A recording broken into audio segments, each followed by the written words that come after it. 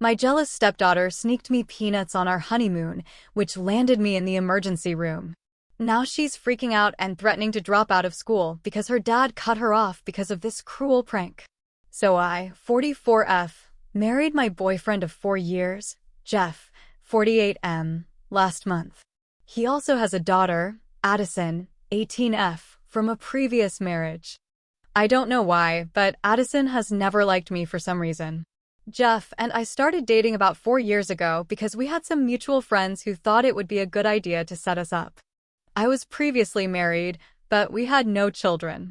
My divorce was finalized a few years ago, and it wasn't actually that bad.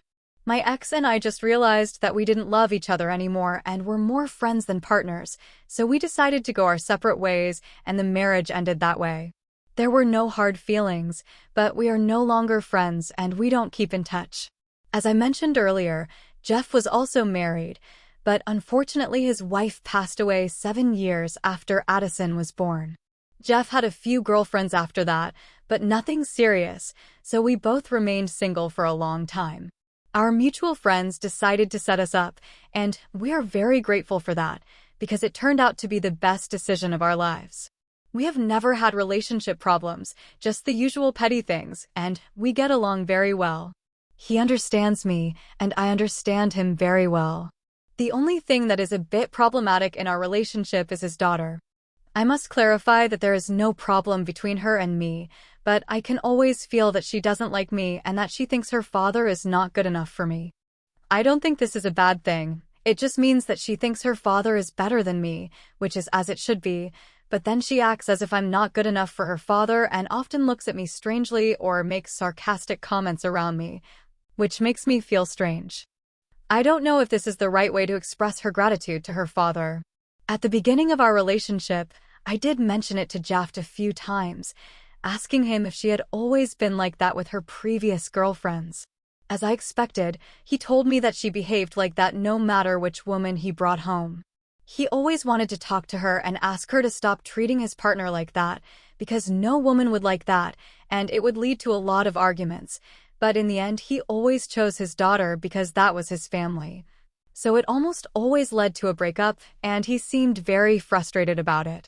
But he told me there was nothing he could do about it, that was just the way things were, because she just wouldn't change and grow up. She lost her mother when she was 7, which is really hard for a child. So I decided to be a little bit sympathetic and not let her attitude towards me get to me. No matter how badly she behaved towards me, I was determined to put up with it, and I really liked Jeff, so ignoring her weird behavior was easy for me. Besides, she was already 14 when I started dating Jeff. I knew that adolescence could be a strange time for kids, and since she was going through puberty, it was normal for her to act like a child. I didn't have any children of my own, but I had heard stories, and I knew that she would eventually grow up and change. At least that was what I hoped.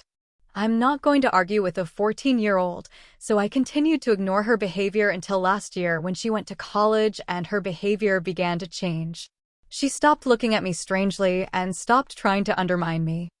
I think we reached some kind of understanding, and she realized that she couldn't get rid of me like she got rid of the other women. So she gave up on that idea, and we reached a consensus of mutual respect. She stopped picking on me, and I didn't give it a second thought. Jeff proposed to me after she went to college, and we got married soon after.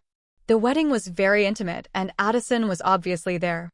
I had expected her to be upset, or at least a little disappointed, but she seemed to be fine with everything. So I thought that her behavior at the wedding might have finally started to accept me. After all, she was pretty good to me at the wedding. I should have spoken up about my standard tires instead of believing all that nonsense, because it really cost me. I started to believe that she might be changing, so when she asked if I would accompany us on our honeymoon, I thought about it and discussed it with Jeff, who also seemed to agree, so I finally agreed. There were many other reasons too. I'm not a complete idiot and wouldn't allow my adult stepdaughter, who hates me, to accompany me on my honeymoon. So Jeff and I decided to go to Egypt for our honeymoon because it was the setting for one of our favorite novels and the scenery was beautiful. Addison also wanted to come with us because she was a history major and Egypt was the perfect place for her. We agreed because it was rich in history and had a beautiful culture, so we didn't want to deprive her of that experience. We agreed to let her come along. She asked us if she could come 3 weeks before we were due to leave, and it took us a week to decide to say yes. Then I told her the news, so she really thanked me. I won't lie, I was actually looking forward to bonding with her on the trip because I felt it was time to put past differences behind us and start a new life. I plan to bring it up at some point during the trip, and then we can spend some quality time together, because now that Jeff and I will be spending the rest of our lives together, I don't want to have any hard feelings with my stepdaughter, who is still in college and has missed some classes, but she came home for the wedding and didn't want to miss any more, because she's also leaving to join us on our honeymoon, and she'll be home in about a week or so, the day we fly out. When she arrived home, there were still 3 hours until our departure to the airport. Everything was very rushed, so I didn't have time to talk to her properly or interact much. We were all in a hurry, everyone just thinking about taking off, landing safely, and finishing everything on time. I didn't notice anything unusual about her behavior. I had no way of predicting what would happen after landing. Takeoff went smoothly, and even on the plane. We landed at the airport in Egypt, took a taxi, went to the hotel. We were all very tired, especially Addison, because she had been traveling all day, so we decided to rest after the long flight, and in the evening we decided to go out and have fun. We had long decided to stay at the same hotel, but Addison would stay in another room, on another floor, so Jeff and I could enjoy our honeymoon. I thought that was very fair. After all, we had at least allowed her to accompany us. Jeff took a nap in his room, but about an hour after arriving at the hotel, I woke up because Addison was calling me. She obviously wanted to go out for some lunch. I didn't find it because she didn't have a decent meal on the plane and she wanted company, so I agreed. She invited me to her room, saying that we could sit in her room and eat because she had already prepared it for the two of us. I thought she was really nice, so we started chatting, and I didn't notice what was happening between us, and then we got the food, and I was a little skeptical about trying the dessert because it looked really weird and sloppy. But the person who brought us the dessert had followed Addison's instructions exactly, and even she said she had read about this dessert online, and it was apparently a traditional Egyptian dessert that she had seen online. And I don't remember how she came up with it. But it wasn't anything I had ever eaten before. I didn't want to hurt anyone's feelings, so I decided to give it a try. If it was a really bad mistake, the next thing I remember is waking up in the emergency room because I had the worst allergic reaction in the past 10 years. Apparently, she instructed them to use a lot of peanut butter in the dessert, and I am allergic to peanuts in desserts. She specifically instructed them to add a lot of peanut butter to the dessert and then let them use a lot of vanilla ice cream and dates to cover the taste of the peanut butter. Unfortunately, I didn't smell the taste before tasting the dish, and I just took a few bites without thinking too much, which really made me have a terrible reaction to the dish, and that's how I ended up in the emergency room. I just remember taking a few bites and my throat closing up and having trouble breathing. I knew there was something seriously wrong with the dish, but there was no one else in the room except Addison. I knew she was crazy, but I was pretty sure she wasn't crazy enough to let me die in front of her, so I yelled at her to get my pen and take me to my room. Luckily, she realized something was seriously wrong, so she immediately called the front desk and asked them to call an ambulance for me and then tell Jeff what had happened. I don't really remember much of what happened after that, because it was all a blur and I was just trying to keep breathing. I was taken to the nearest hospital, where they treated me in the emergency room. It was 3 days ago, and I still can't believe what happened. Jeff and I are still in Egypt, just so you know, but Addison was sent home after I was discharged from the hospital. I went back to the hotel and told Jeff the whole story. He only knew that the hotel staff had told him that Addison had ordered a dessert with peanut butter and then brought it to me, and the next thing they knew was that I was rushed to the emergency room because I had a severe allergic reaction. The hotel staff made it clear that no one had mentioned being allergic to peanuts and that they had simply followed the instructions provided, although they apologized for what had happened even though it was not their fault. Jeff had already spoken to Addison separately about what had happened, and she was really scared. So when we went to the hospital, he shouted at her, and she refused to comment on anything. I had eaten so much peanut butter that they had to keep me overnight to see if I had any other symptoms. The next morning, I took Jeff and Addison back to the hotel, where she didn't say a word to anyone the whole time. When we got back to the hotel, I told Jeff everything that had happened, while Addison stayed in her room the whole time. Jeff got really angry when he heard what I had to say and immediately got up and went to Addison's room. He stayed there for about 2 hours, and when he came back, he told me that he had told Addison to take the next flight home. She didn't even defend herself, because she knew that what she had done was very dangerous and could have killed me, so she really had nothing to say and could only accept any punishment. Jeff also told me that he had already spoken to Addison and told her that from now on, he would not give her any pocket money and that she would have to fend for herself. He intended to pay for her college tuition, as he had promised her, and he intended to keep his word, but other than that, he would not give her any money. If she wanted to pay for other expenses with cash while in college, she would have to figure it out herself, because he was tired of cleaning up her messes, and she needed to learn to be a decent person first. I thought that was a fair decision, even though I couldn't change it, because it was between Jeff and his daughter. After the discussion, I didn't mention Addison because I just wanted to enjoy my honeymoon, and talking about it over and over again wouldn't change the facts. However, Addison couldn't accept her father's decision to cut her off financially, but instead of bothering him about it, she decided to contact me first. So far, she has sent me multiple emails telling me that she was just trying to play a prank and that she completely forgot about my peanut allergy. She told me that her plan was obviously to give me a bad dessert, and that was it. I very much doubt that she had any ulterior motives, but in any case, it is not my fault that I had to be taken to the emergency room, and now she is facing the consequences of her prank. I told Jeff about the emails, and he told me that he would try to talk to her. I know that he did, but she still sends me an email every hour.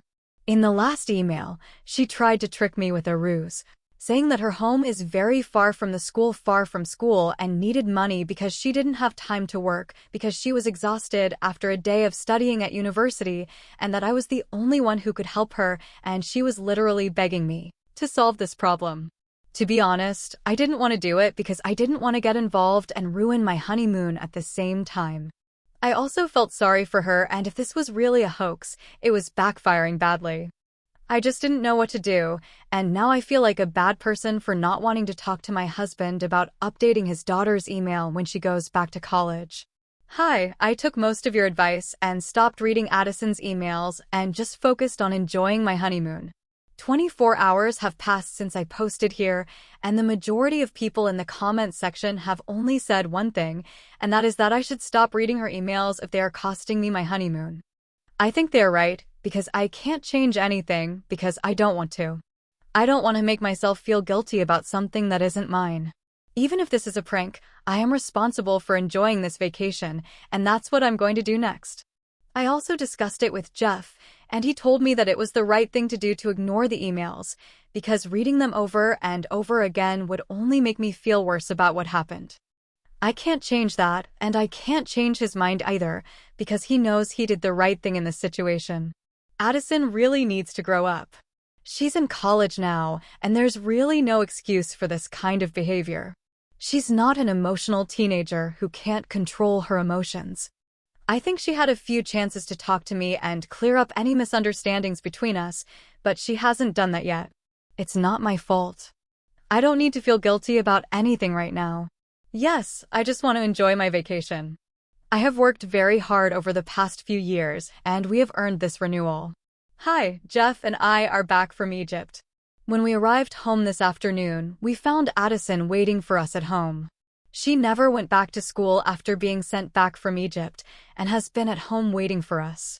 She knew whether the spare key was still there or not, so she could come in and live alone for a few days, waiting for us to return. She has been doing well, and when we arrived home, she was watching TV in the living room. She didn't seem surprised to see us back and greeted us as if nothing had happened. This time, her attitude and state of mind were better than last time, so I decided to deal with it properly this time. I told her that I didn't feel safe with her around. I didn't want her living with us, so she had to go back to school. Besides, Jeff was paying for her education, and she was wasting money by staying at home when we weren't there. I told her that I didn't want her at home and asked her to leave. But she ignored me, completely disregarded my words, and went straight to Jeff. She told him that he couldn't cut her off and stop paying her fees because of a stupid prank, except that she was the only one he could rely on as his only daughter. She tried to manipulate him by saying that she was his only daughter and that he was the only family she could rely on, so that he wouldn't abandon her like this. I could see Jeff's attitude softening a little, so I decided to step in and remind him that her prank had actually landed me in the emergency room, and I wasn't even sure it was completely unintentional, because given her past experiences, she was perfectly capable of doing it on purpose and then trying to cover up the consequences. I hate to say it out loud, but honestly, she left me no choice. I don't want to come across as trying to stir up trouble between them, but her behavior was really disrespectful. Sorry to say, but how can I believe her when she behaved so badly after I returned from my trip, and when I hinted that she might have deliberately used a prank to send me to the emergency room, she finally turned around and acknowledged my existence. She seemed very angry and told me that if she really wanted to do it on purpose, she would use a much worse method and would not even call the hotel authorities to let me go to the hospital by ambulance. The hospital would only make me suffer for a few more minutes. The way she spoke sounded very perverted, and I told her that was exactly why I no longer trusted her and didn't want to live with us. I told her that she had seriously abused the trust her father had placed in her, and that I had been very kind to her for so many years, but she didn't care at all and didn't value anyone's emotions. That's why she had acted so agitated. We had had an argument, but she had rushed at me and pushed me. I'm sure she didn't mean to push hard, but I took a few steps back anyway, and that's when Jeff stepped in and told her that he'd had enough and she had to leave. That was it, because she had hit him and she had already ruined my life once, and he didn't want that to happen again. She started accusing him of putting my priorities before his own daughter, and he said he was just prioritizing doing the right thing, nothing more, so they had a bit of a fight. She accused him of a lot of things and called him a lot of names. But in the end, she packed her bags and left. She seemed more angry than sad about what had happened. A few hours later, Jeff and I were packing our bags and trying to figure out what was going on. Addison's situation is very disturbing because, after all, she is just a teenager. I feel sorry for her, but there is nothing I can do. She pushed me today and has already sent me to the emergency room once. As Jeff said, this will not happen again. We will not and do not encourage her to do so, so she should learn to take care of herself now, because we have given her enough opportunities to change and become a better person. Update 3: It's been a week since we got back from our honeymoon, and today Jeff told me that Addison had sent him an email saying that if she didn't receive money from him every month as an allowance, like she used to, she would drop out of school because obviously everything was too stressful for her and she couldn't do it anymore. This is really hard because while he wants to punish her, he doesn't want her to drop out of school and ruin her life. I don't know what to tell him because things have really gotten complicated. I don't like Addison anymore. She came to me and did a lot of mean things, but at the same time, I don't know if I want her life to fail. I definitely don't want that for anyone. I feel like she's somehow threatening Jeff because she said that if Jeff doesn't do everything for her, she'll ruin her life. I think she could easily get a job, start working, and support herself, but she won't do that, and she doesn't even have to worry about college tuition because Jeff will cover that, but for all the other miscellaneous expenses, she has to make the money work. And she doesn't even have to worry about rent because her college offers on-campus housing, so it's easy for her, so she'll either live very frugally and work part-time or keep complaining. I personally don't have a problem with it, but Jeff is really stressed out. The only feeling I have right now is irritation at her current behavior, because she makes it difficult for everyone. It doesn't have to be so difficult for everyone, but it feels like she won't be satisfied unless there's a problem. I really don't know what to say anymore. I'm just very frustrated by her behavior. She really needs to grow up and start thinking like an adult, instead of throwing a tantrum over every little thing. Update for now. Jeff and I had some discussions about the email Allison sent him, and we decided to reply to her directly to tell her that we would not object to whatever decision she made, but if she decided to drop out of school, she should not expect us to provide financial support. After all, she is 18 years old and is no longer a minor in the eyes of the law, and she has been at university for the past few months and has not lived with us. If she wants to come home, we can only call the police, and she will not be able to live with us. So she now has two options: continue going to college, bear the consequences of her actions, and try to find a part-time job to take care of herself, or choose to grow up, or choose to continue doing the same thing. But it will be difficult.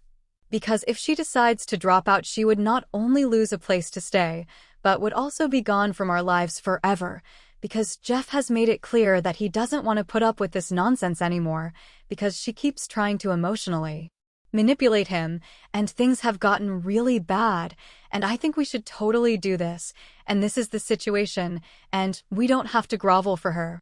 Jeff is really tired too, so we thought the only way to do it was to send her an email a few hours ago and wait for her response. I wonder what she'll say about it. She'll probably just put all the blame on me and pretend it was all my idea, but I didn't write the email, Jeff did. He's the one who said he's had enough. The only thing I said to him was that I thought he should stick to it because she really needs to grow up. It's for her own good. Update 5. Hey, it's midnight, and we just got an email from Addison. She tells us that she's decided to stay in college and is going to look for a part-time job. She's really disappointed in the way Jeff talked to her and says she never thought that one day her own father would stop being on her side. The email is full of manipulative nonsense that I don't even want to talk about because she's just trying to play the victim, and we all know that by now. I mean, our plan worked and she'll stay in college and face the consequences of her actions, while Jeff and I just try not to think about it because we're still in the honeymoon phase and want to have fun. We've been under a lot of stress the past few days and can't handle this kind of thing anymore. We deserve better.